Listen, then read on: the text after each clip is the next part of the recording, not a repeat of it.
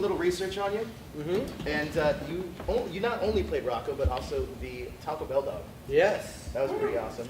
Yes.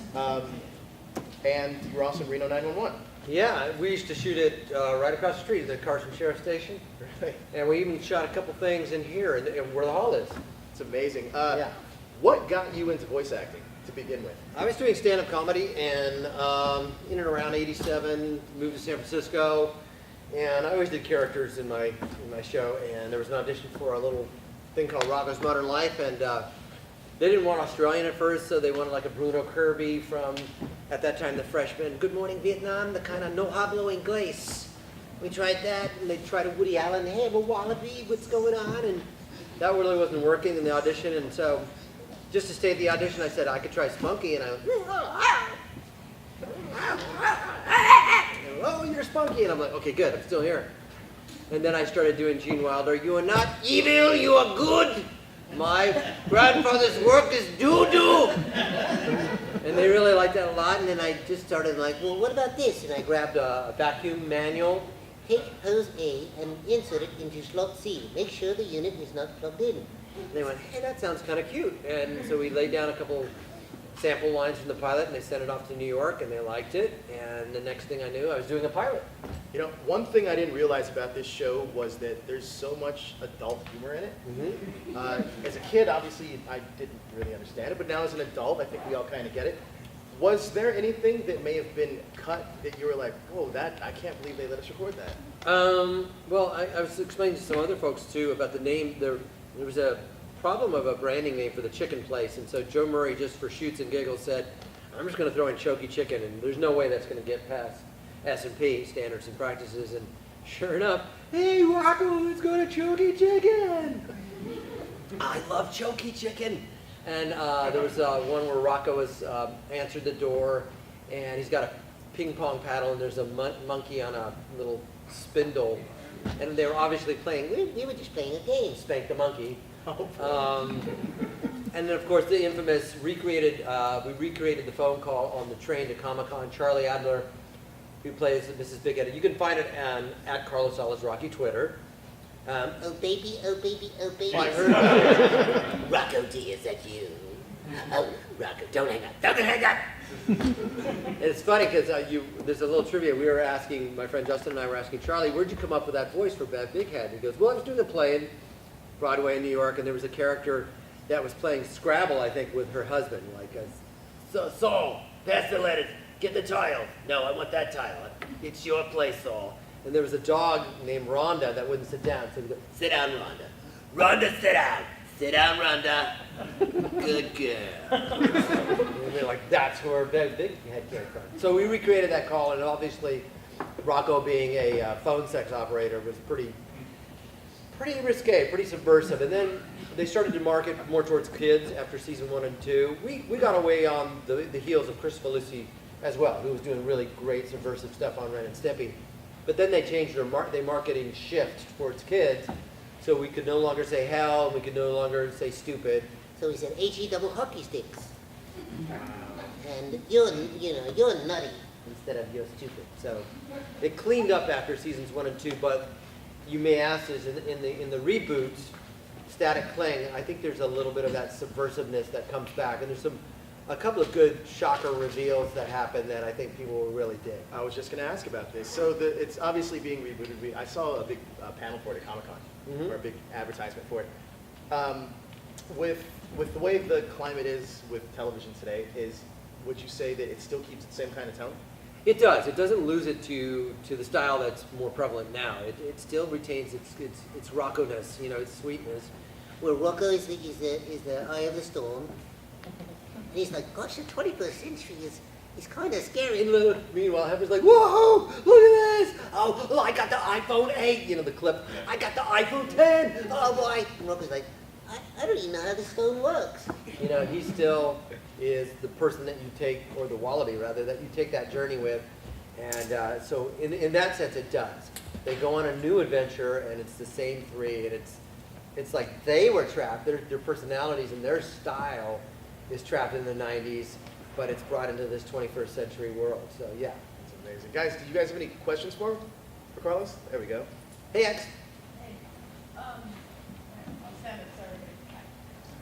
Of the characters and like the voiceovers that you've done, did you lend any inspiration or any input as far as the like creative aspect, as far as like designing any of the characters, or were they already like there by the time you had gotten to that process? No, the designs are already there most of the time, especially for Rocko. One thing I did was I pitched, I got a writing credit for the bowling episode where they go bowling, and I wrote in that one of the balls should be the Norwegian painting of the Scream. And so I think in that episode there's a bowling ball that has that face on it. But no, usually you see the characters first. I'm trying to think of any other examples. Yeah, most of the stuff they do, they have a design in place. But sometimes what you do influences how it might go moving forward, you know. The original Rocko had a longer snout and was yellow. And he was more Australian. You're like, oh, buddy, small dogs and trash are not a part of a balanced diet. And so we pulled back on it and made it more Cockney. And I think Rocko became squatter or whatever. His snout became shorter, but I don't know that we've ever done a voice first and then they drew it. We usually draw from the inference of a drawn character or what a writer was trying to create. How much creative freedom did the writers really have opposed to the studio on the show? It seemed like a lot. First couple seasons, yeah. And then the 3 and 4 of Rocko, they had to kind of dial it back. So the creative freedom was a little bit less. Gotcha. But in terms of like the creation of Mr. Crocker, we were experimenting. Butch Hartman gave me a lot of leeway, and I said, well, how about a cross between Gene Wilder, Richard Dreyfuss, you said boat, this is a shark, it's way too big, and a little Monty Burns from Excellent Smithers. And so you put those all together and it's Timmy Turner, please! So kind of worked and melded it to make it that. Any other questions? I gotta say, one of my favorite roles besides Rocko is Bane in Justice League Doom.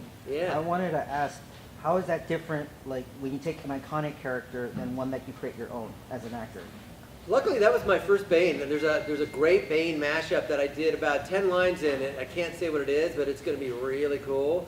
And Andrea Romano, who's now going to retire, just said, do you want to do Bane? And I grew up a jock and a sports kid, so I didn't know the comic book legacy of Bane. So I said, yeah, I'll do Bane or whatever. And she's like, just make him really kind of gravitas. And I think in Legion of Doom, you meet him as the Gravekeeper, who lures Bruce Wayne to the site of a grave and says something to the effect like, first I kill the man, and then I kill the bat. And then when I found out who Bane was, and then, you know, of course, Tom Hardy, oh, yes, Batman. Tom Hardy, who's amazing, and I'm walking Peaky Blinders right now, but to be a part of that kind of lineage is really cool, and it happened by accident. I suppose I would have been more nervous and put way too much of a voice on it. Like, I've got to be a great Bane. I just didn't know, so I'm just going to be a tough Latino guy who, they'll amp up the voice a little bit, like when he wrestles the crocodile. Oh, we meet again, Batman. So I just put whatever I could on it, and I guess I got lucky and people liked it. What are the chances we can get you to do a line as Rocko, but a Bane line? A Bane line. First I killed the bat, and now I'll kill the man. You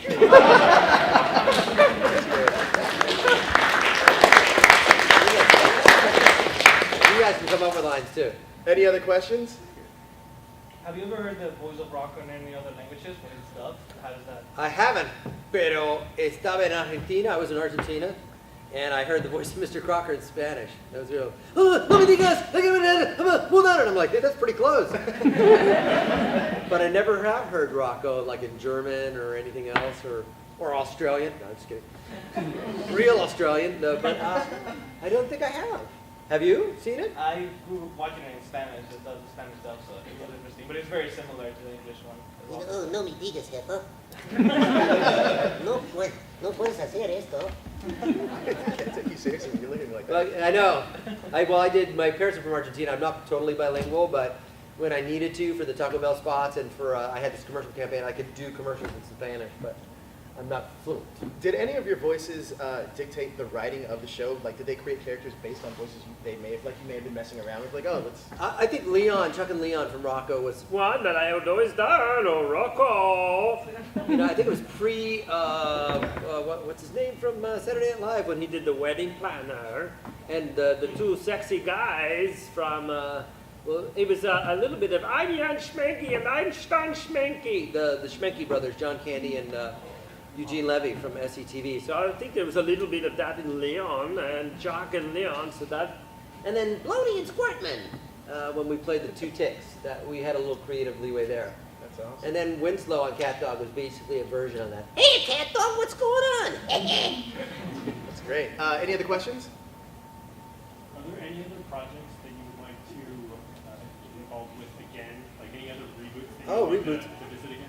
Yeah, I mean, live action. Tom Lennon had said they might revisit doing a Reno type of reboot. Obviously, that would be cool, seeing as we're like minutes away from where we shot all the morning briefings. The Rocko reboot, of course. I was involved in the Arnold reboot. Yeah, you know, I'd love Camp Lazlo to come back because I love everything that Joe Murray does. Lazlo's so sweet. Yeah, and Clam too. Yeah, good Clam. I'd always like to continue Fairly Odd Parents because I think Butch is really brilliant. I love that cast. So I think we filmed our final one last year, and if that came back again in some fashion, definitely. I used to love the show Juniper Lee.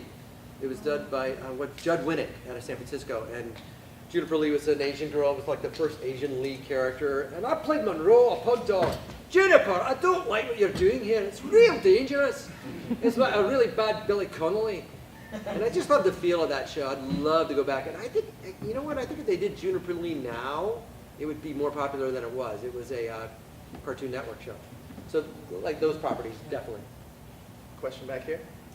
Other than the shows that you worked on, did you have any 90s cartoons that you were really a big fan of? Ren and Stimpy, you know, and I got to meet Billy West at a con, and I was just like so nervous. Such a nice guy. Hey, Carlos, good to meet you, man. I'm Billy. So Ren and Stimpy for sure. I love the sweetness of Hey Arnold and Angry Beavers I got to do, but it's weird. I kind of have to say I wasn't a huge fan of cartoons. I was a sports guy. I played sports. And even now, there's a lot of things that people come back to me and say, like, I watched Rocko once and maybe Ren and Stimpy once, and then I got into other things. Animation, watching animation, I like Netflix shows like Stranger Things and Peaky Blinders, like I said. I like the show called Doc Martin. I like news, and so I really have to sit down and watch animation. One of the things I am a fan of, though, is all of Jorge Gutierrez's work. It's not 90s, but it's El Tigre and Book of Life. But if I go back and I watch, I'll catch like an early SpongeBob or a Rocko or a Hey Arnold. I'll go, man, I'm missing out. This is some really good stuff. So I think it's something that, like Game of Thrones, I've only seen 4 episodes, so I'm lucky. I get to go back and watch all the good 90s stuff. Especially if I can watch it with my girls are 6 and 3. And for example, they haven't seen Rocko, and I think they would love Hey Arnold and Angry Beavers. I think because they're smart enough. I think today's cartoons that market to kids aren't as smart and underestimate kids. They get stuff, and so I think they would like it a lot better. Do you have any cartoons currently that you think are smart enough? Because I feel like certain cartoons now that aren't necessarily marketed to kids are kind of smarter than the ones that are directly marketed. Right, and then you had the advent of adult animation with Family Guy and obviously The Simpsons, and everybody seems to, and I haven't seen it, I have to admit, Rick and Morty, they love that. They love the regular show. You know, those shows are really appealing. Obviously Adventure Time is a big hit. But yeah, there is some stuff out there that's really, really good, that is smart. But it's not marketed the way it used to be. The thing about Rocko is it was marketed towards kids, and so was Ren and Stimpy, and that's what made it so dark and wicked. Hey, kids, I'm on a phone sex line. How are you? I mean, but that would still kind of work. Now, Rocko's Modern Life would work now in the Adult Swim of Cartoon Network. I think so. You could get away with a lot more. I think we have an idea. Yes. Question back there? Yeah, you were also on Inside Out, and I know that a lot of the mustaches, did they draw inspiration thinking of you from Reno 911? You know, I don't know, when I look back on it, when the guy says, hey, sir, I'm detecting a high level of sass. The foot is down, the foot is down. I went, holy crap, that's Garcia. I just cheated the voice into something else. And also, yo quiero Taco Bell is, come, fly with me, gachilla. So I took 2 voices from the past and just shoved them into 2 different characters and got away with it. So, I don't know if they drew that mustache. I think it's because the dad had a mustache. So maybe that was happenstance and a lucky coincidence. A little serendipity that Dad's spear had a mustache like Garcia and also the same voice. Any other questions? There you go. It's kind of a 2-part question. My first part is, do you have like a character that you've done maybe like in between and just experimenting with your voice that you've ever wanted to like make a character for? And the second part of that is, have you ever considered going into like the production side of animation? Yeah, I have tried to produce a couple of things. If you guys check this out, it's called Off the Curb. And I'll answer the first part in a second. Off the Curb is 4 guys sitting at a cafe.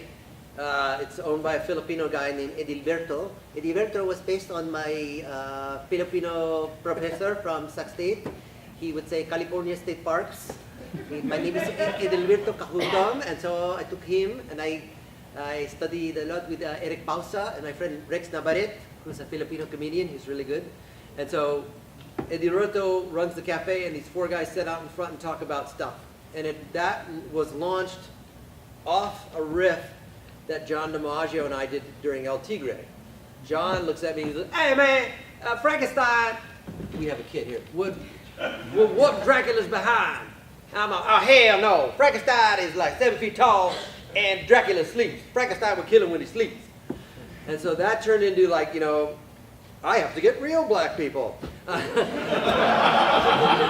Cedric Yarborough from Reno 911, Gary Anthony Williams from Everything. I invited them, and Fred Tatasciore and John DiMaggio and myself. We all sat around and we did something called Monster Talk. And we did 5 episodes. It's online. It's called Off the Curb, and you can check it out. That's the production side. I'm still trying to sell that baby after 5 years because I think it's brilliant, and it's all improvised. That's a lot of talent in that. Yeah, oh yeah, they're all mega talented people. The first part is, there was a voice I've always wanted to do. Is this kid named Brandon who was at my summer camp, and he was kind of like left behind. And I was a counselor, and I took a liking to him because he couldn't really, you know, he wasn't up with the rest of the kids. And we used to make lanyards, and he would call them lanyards. I want to make the lanyards again. And all the kids would make fun of him, but I said, no, I'm taking you on, we're brushing our teeth together, you're my guy. But I always remember there was like a real sweetness to him. I've always wanted to put that guy in a cartoon. I think I've gotten close, but maybe one day. That's great. He's really sweet. Any other questions? There you go. With Rocko and Arnold coming back this summer or later this year, there seems to be a resurgence of '90s cartoons right now. Do you think has the fandom always been there and now it's just finally catching up to it, or has it kind of dipped for a few years and come back? I think fan support and the cons informed the networks that, wow, there's a whole bastion or base of people that we haven't touched yet. And maybe because of that fandom and people in social media, we need to revisit these. You know, I would go to cons in, I think it was somebody was there, I think it was 2012, right after my first daughter was born, that we did the Downtown Independent Theater. Joe Murray and I got together for lunch. I go, Joe, we should do a live Rocko event. And Joe, oh no, let's do it. And I called Charlie, and I called Doug and Tom. We got Rob Paulson, and we sold out in 4 days, 650 seats. And then Splat came by. Was it Splat, or was it? I think it was Splat, who did a box set. And then on the bonus features, you get to see a little bit of. But based on that, I think Nickelodeon went, huh? And that was kind of like the C. And then Charlie, Tom Kenny, and I did Florida SuperCon in 2015. I organized it. We showed Cabin Fever, and we ran, and 1,000 people, Fire Hazard, you know. And then I think Nickelodeon caught wind of that. And so, because of the fan support, because it was always there, I think, again, it informed Nickelodeon that we got to revisit these properties. And because of the stuff, the adult stuff that's coming out on cartoon, and Rick and Morty and those shows, and Bob's Burgers, people, I think they saw there's a market for the adult stuff we used to do that was lost on some kids. Let's put it out there for another generation. So we have to thank the fans for that, I think. I mean, because you guys were kind of the golden age of Nickelodeon with really those kind of cartoons like that. That's his history, but we saw Charlie Adler working on the first day, and Charlie was like, and Tom and I want to go, we're in over our heads. And so he was inspired us, and then we just launched ourselves on that great 90s stuff, Real Monsters, Arnold, Angry Beavers, Ren and Stimpy, even Rocket Power. Oh man. Cat Dog, yeah. Cat Dog, Peter Hanna. Great storytelling. And then soon after Camp Lazlo was tail end. I have a question for everybody out here. What's your favorite episode of Rocko's Modern Life? Yeah. Guys, we have to concentrate, guys! I am the cheese. I am the best part of the film. Ooh, yeah, that was a bizarre one. This is a question you probably get a lot. What's your favorite episode? Your personal favorite? Although I don't remember the details of it, I said this at Comic-Con because of how sweet Rocko was. He was always sweet, but I think you can't squeeze cheer from a Christmas log, written by Doug Lawrence. And there's a little elf that's going around through the whole episode just blinking, and he's lost. And Rocket just says, "Are you lost, little fellow? We'll help you. Come with us." And that's my favorite episode because it's Rocko at his sweetest. It's like, doesn't even know this guy, and he's like, I'm willing to help. I'm willing to take you under our wing, and we'll get you home. So, any other questions? Go ahead. Hi, you're also the voice actor for Spyro the Dragon from the game. How was it like, working with the company while you were doing the voice for the game? It was really cool because I was so young. That was right on the tails of Rocko. I really didn't know what I was doing. And they said they wanted like a really kind of tough dragon, and I thought I was good at the nasally stuff.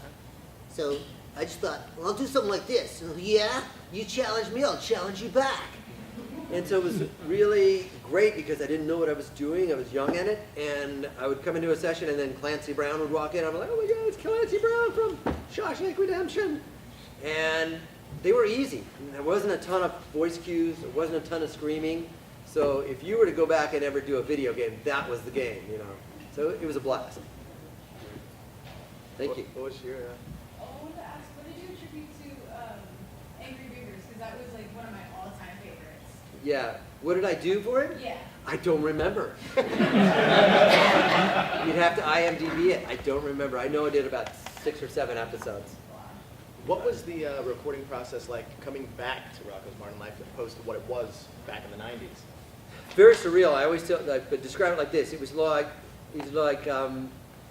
what was his name? Waters from Pink Floyd. Oh, Robbie Waters, right? Roger Waters. Roger Waters calling David Gilmour and saying, "Hey man, would you like to go on tour again? Put the band back together. Those of us who are alive. Can you still play the bass? Yeah. Can you do the keyboards and the guitar? Yeah. Let's try it again." And so we all got together and we're sitting next to each other, and I'm just like, I can't believe this. It was like Static Cling. It was a time capsule. We were back again, And there's Charlie, Doug next to me going, "Ha ha, you stupid heifer," because we could say stupid again. "Hey, leave me alone! Would you guys shut up?"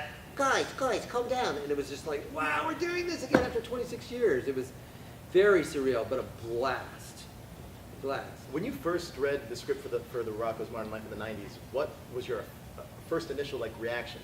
Oh, Static Cling? Yeah. I went, oh, they did it. They captured what we had. Were you hesitant? Like, do you think No, not at all. A little like, you're bringing Rocko. Because here's how it happened. My friend Justin and I were in At Home Restaurant on Riverside Boulevard in Los Angeles near the zoo.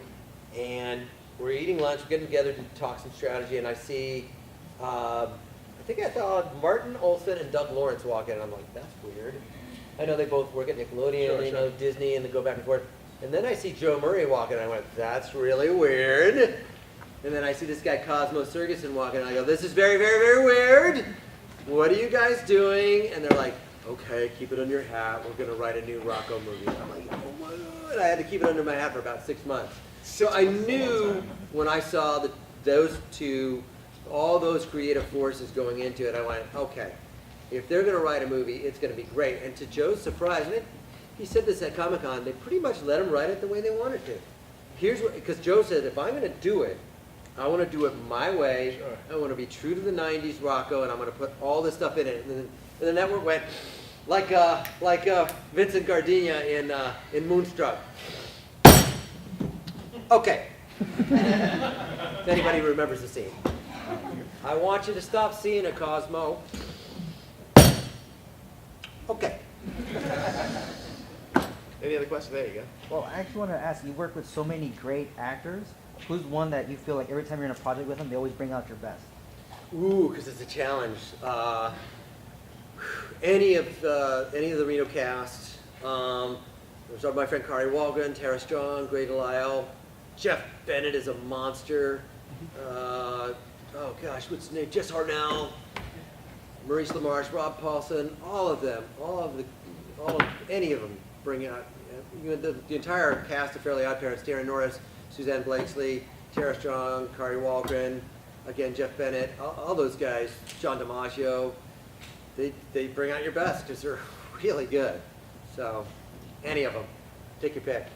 Working on a project like for DC Comics and doing Bane and working with Andrew, she's like Andrea Romano's a legend. Legend, she's so good. What was that process like? Because I'm sure that's a lot different than Rocko. She guided me through it. She guided me because I didn't know the Bane legacy and how important it was. And she really made sure that I captured something that was different, that was threatening, that was worthy of that character. So that was I felt like I was going through the final stages of flying lessons, like I'm flying solo, but she's in my ear, like steer left, all right, rudder up. So that was a great experience. She guided me gently, as it were. Other questions? Is this it for Rocko, this film, or would it be? We asked Joe, we said, what do you think, Joe? Joe's like, I don't think they'll do a series, it's probably just a one-off. And, we would obviously love to come back and do a series. And who knows, maybe with the proper fan support, maybe if Hey Arnold and Invader Zim and Rocko go off the charts, they might say, you know what, let's revisit these as a series again. Because obviously what they get from that, and I see more merchandise now for Rocko than I ever have. And I think that's because the fan base had a chance to grow for 26 years. So maybe based on that, we would do a series. That would be great. But does it lose its specialness if you keep doing it? I'd like to think that if Joe gets his way, it doesn't. It just keeps getting better. So, that's a great question. Any others? Go ahead. Here. Yep. Are there any upcoming projects that you're excited about that you can tell us about? I can't name the names. There's a DreamWorks project that I'm working with kids, a cast of kids, and 2 adults I think are on it, as far as I know. That's really cool. The acting is really cool. And I get to reprise sort of a Scottish voice, and I talk to the kids, and I play a wee bit of an addle-brained, where did I put my oh, there it is. Right, anyway. I'm excited about that project, which I cannot name. More Elena of Avalor, because it's just, I have daughters, and so it's kind of nice to be affiliated with a Disney princess that is strong, a strong female character. So playing Skylar, I don't know, is anybody watching Elena of Avalor at the cons? Yeah, play Skylar, let's do it, princessa! I'm excited about more of those. There's the new Looney Tunes, it's on Boomerang, that you can watch on your phone or on your apps, and that's really good because they play 3 characters on that. Leslie P. Lilylegs, why does that rabbit always get the best of me? And Shameless O'Shanty, always down on me luck. And I play Tad Tucker, who's always like, you gotta watch the Tad Tucker show, because you're gonna learn how to get rid of rabbits. So that show I'm excited about because it's really good, really gag-driven, and really kind of old classic Warner Brothers violent. Bugs does some really horrible stuff. Hey, it's too bad, Doc. Whip-ham! That and anything, hopefully, that Jorge Gutierrez works on, like the new Lego movie. Hopefully, if I get to be a part of that, or if there's ever a Book of Life 2, that would be wonderful. I'm on a movie that now that's streaming called Take the 10. It's on Netflix with Tony Revolori, who I'm a fan of from Grand Budapest Hotel and now Spider-Man. And I got to be in a couple of scenes with him. I played a Guatemalan gangster. It's a comedy, and I'm proud of that work too. It's really fun. You can watch it on Netflix. It's called Take the 10. Flash Thompson from the new Spider-Man movie, right? I think so. Flash, yeah. What was your question? The quick one was, is there any hope for Invader Zim? And the second one was, as far as comparing like voiceover to actual like being on set and like filming, which one do you prefer? I'm not sure about the first part. If there's going to be the Invader Zim special, I don't know what happens beyond that. And do I prefer live action or animation? It's relative to the project. You could be doing a kids animation show, which is good for the kids, but not as exciting to record. Like, Oh no, I don't want to go in the cave. Will you help me go in the cave? you know, it's fun for kids, not as exciting to record. Or a video game where you're and your voice is killing. That aspect of as compared to being on Reno 911 in a fake cop car and here's Kenny Rogers and we're making up dialogue, that's a blast. But you could also be on camera on a set and say, hey, your call time's 8 a.m. and you have one scene and they don't use it till 6 o'clock and you're in your trailer bored all day. That's not exciting, as opposed to being on Rocko. That's really exciting. So it varies from project to project, and each of it is exciting. But I don't know. I think overall, working with other animation actors is the best. It's like jazz musicians that nobody, except for real true fans like you, appreciates. You know, we don't get the huge marquee roles or the huge credit that some of the actors or celebrities get, but we're really good. And so to be able to act with other really good musicians is pretty cool. So I have a lot of friends that are voice actors, or even maybe some of you guys might be aspiring voice actors. What piece of advice would you give them to really get a hold in that world? We were talking about there was a young kids downstairs. Is watch people, watch characters. You do a voice. If you have a puppy or a baby brother or a cousin or whatever, that's a voice, and you've created it by looking at that baby and physicalizing your face. So your voices are there. Practice. Make a YouTube channel.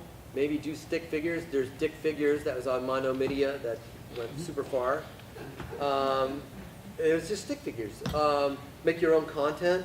And then D. Bradley Baker has a site called I Want to Be a Voice Actor, I think it's called. D. Bradley Baker, of course, from Box Trolls, everything. He's amazing with creature voices. But he has a site where it answers a lot of your questions. And once you get in it, have perseverance, you know. My whisper booth is filled with a stack of papers, out of which I booked 3 or 4 jobs. It's just reading and reading and reading and reading and reading, and like, they want you. So it's stick-to-itiveness and perseverance and watching and always trying to look for new characters in life or on television or old movies. And hybrids, that's what Billy West told me. That's Mr. Crocker's a hybrid of those 3 that I mentioned, you know. So That's interesting. Any other questions? I know we were going on a subject where you guys were talking about Chique and more APTRs, but what was the auditioning process for Puma Loco? Like, Oh, the Puma Loco. voice? yeah, was Puma Loco the new one that he did, right? Or Puma Loco was the character, the dad's character, or was that Grandpapa's character? Yeah, I think the grandpa. Grandpapi. Yeah, grandpapi. There you go. I had done Pepe the Bull for Jorge and Sandra when they were at Disney, and they had pitched that. And I think I described to him that I knew this woman named Raquel who lived next to us. Raquel's son was from Spain. And she used to be a smoker. She goes, Dana, Shelly, come here. Dana, Shelly. Almost like, sit down, brother. So I said, I'm going to do something like that for Grandpapi. And he's like, oh, Jorge, like, oh my God, I love that voice, let's do it. And then I did Lady Gobbler is like that. And so that was the audition for Grandpapi, and he happened to like it. Nice. Thank you. Yeah. Any other Who is also General Posada in Book of Life. Maria! Yes. Why do you marry Joaquin? Any other questions? No. Yeah. So Tom Kenny has lent his voice over to Michael Bay for a few Transformers movies. Would you ever consider doing a voice for one of the robots in his future films? Yeah, sure. Yeah, I think I've auditioned for a couple of his Michael Bay related projects, but absolutely. Yeah, would you? Yeah, basically, if you're offered a job, and especially with a pretty big director, yeah, you would love to do it, for sure. Are there any characters that may have started out with one sound or one voice and then completely changed over time, where you felt, either somebody felt, oh, that's not right? Oh gosh. Well, most famously, I think, not even mine, is Homer Simpson by Dan Castellaneta, who started out as Walter Matthau. Hey boy, put the candy bar. Boy, put the candy bar back. You started in something like this. You could see the progression of that one. Rocko itself, You know, clearly, as I said, more flat, more Australian, you know, pinch fells and things like that. turn into more Cockney and more easier to understand? I'm trying to think. No, for me, they pretty much. I did Billy Crystal Ball for Fairly Odd Parents, and that was before I started doing all the Mike Wazowski merchandise. So my early Billy Crystal Ball was like, yeah, I'm Billy Crystal Ball. Now it's much better. Hey, everybody, it's me, Mike Wazowski. Through like 35, 40 hours of sessions, it got better. So. That's great. I'm trying to think. No, I think they pretty stayed clear the origin. Yes. We have time for about one more question. Go ahead. So what was the audition process like for Reno 911? Did you actually have a script to look at, or they just kind of throw a bunch of people in the room and say, go ahead and see what happens? No, that's a very good question. It was an audition for Ben, Tom, and Carrie for Jersey Television, Danny DeVito's company, John Landgraf, who's Mr. FX now, and they were doing a sketch show. And so I just came in with 3 characters. One was like Woody Allen, because I thought we were going to do sketches and impressions, and one was another guy who was based on an infomercial salesperson, Michael, and I took a napkin. This bar napkin looks like an ordinary towel. It's actually stronger than a California marriage. Look at that, Michael. That was the second character. And then the third one was Al Pacino as a children's birthday clown. Hi, how are you? What is your name? Michael, happy birthday to you. You're like a balloon animal. I'm your poodle! And so that was the original audition. And they booked me I went past Studio and Network to be on something called The Ugly Americans. Before it was an animated show. That was our title. And we get at Fox, we do a big table read, and we're all doing sketches, Niecy and Cedric, we're all doing multiple characters. And they said, you know what, we're just not fans of this. You still have a budget. You have a week left, see what you can come up with. We met at Sunset Gower Studios, and Ben, Tom, and Carrie literally said, we want to have an idea. It's called Reno 911. It's going to be a spoof of cops. Go home and think about a character. So we did, and we came back, and we met in a warehouse. Beth McCarthy from Saturday Night Live got there, and one of the first things we did was arresting the mime out in front of the check cashing place. So, sir, don't make fun of me, okay? And I just thought, I'm going to be a real blank hole, prick, persnickety, but by the book guy, okay? Little Barney Fife, and just play that character. So I never had to audition as Garcia or for Garcia. We got to create it. And I think that's why they were so strong. I didn't have to try too hard. And the first day on set, when we did the first pilot in San Pedro, Ben, Tom, and Carrie asked us 20 questions. We didn't know what they were going to be. And they were like, what's your favorite cop? What do you like about being a cop? What do you hate about being a cop? If you could do this, what would you, if you could be a dancer, you know? And it just kind of, through improv, we shaped our characters. And they put Cedric and I in a car, and they turn the cameras on. We don't know what's going to happen, right? And Usher's playing on the radio. I think it's, is this right? Bum, bum, bum, bum, bum, bum, bum, bum. I think that's Usher, right? Am I way off? And I look to Cedric, and he doesn't know, and I go, we have to listen to this jungle music? And he just gave me a, what did you effing just say? And then the character, that relationship was born. It's like, this guy is stuck with a racist prick for 5 seasons. And I'm going to beat your, and of course it ended up, if you ever saw it, Good Cop, Black Cop, where he's like, it's not good cop, black cop, it's good cop, bad cop. Bad cop, black cop, same thing. No, it's not the same thing. How about good cop, I'm going to beat the crap out of you, cop.